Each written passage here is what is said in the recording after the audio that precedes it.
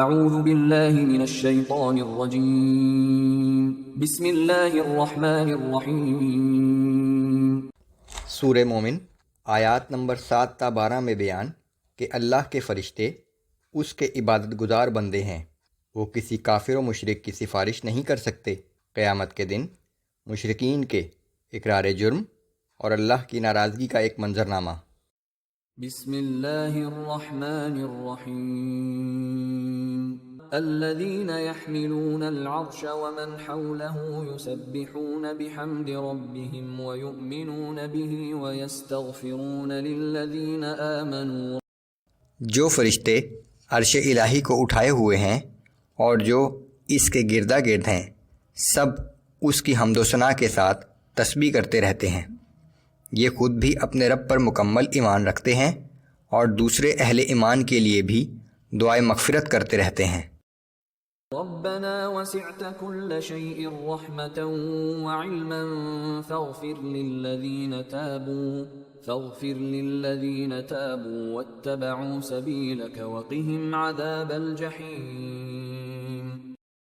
کہ اے ہمارے رب، تیری رحمت اور تیرے علم نے ہر چیز کا احاطہ کیا ہوا ہے، سو ان لوگوں کو بخش دے جنہوں نے توبہ کی اور تیرا راستہ اختیار کیا، اور انہیں جہنم کے عذاب سے بچا لے۔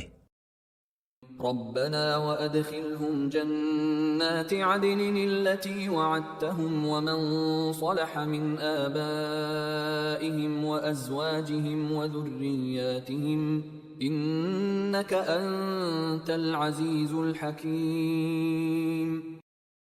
اے ہمارے رب، ان کو ہمیشہ ہمیشہ رہنے والے ان جنت کے باغات میں داخل کر جن کا تو نے ان سے وعدہ کیا ہے، اور ان کے آباء و اجداد، ان کی بیویوں اور ان کی اولاد میں سے بھی جو صالح ہوں، بے شک تو بہت زبردست اور انتہائی حکمت والا ہے۔ وقهم السيئات ومن تق السيئات يومئذ فقد رحمته وذلك هو الفوز العظيم۔ اور ان کو برائیوں کی سزا سے بچا لے، اور جسے تو نے قیامت کے دن برائیوں کی سزا سے بچا لیا تو اس پر واقعی تو نے بہت رحم کیا، اور یہی بہت بڑی کامیابی ہے۔ ان الذين كفروا ينادون لمقت الله اكبر من مقتكم انفسكم اذ تدعون الى الايمان فتكفرون۔ اور جن لوگوں نے کفر کیا، قیامت کے روز ان کو پکار کر کہا جائے گا کہ آج جتنا غصہ تمہیں اپنے آپ پر آ رہا ہے، اس سے کہیں زیادہ اللہ تم سے ناراض ہے، کیونکہ جب تمہیں ایمان کی دعوت دی جاتی تھی تو تم قبول کرنے سے انکار کرتے تھے۔ قالوا ربنا امتنا اثنتين واحييتنا اثنتين فاعترفنا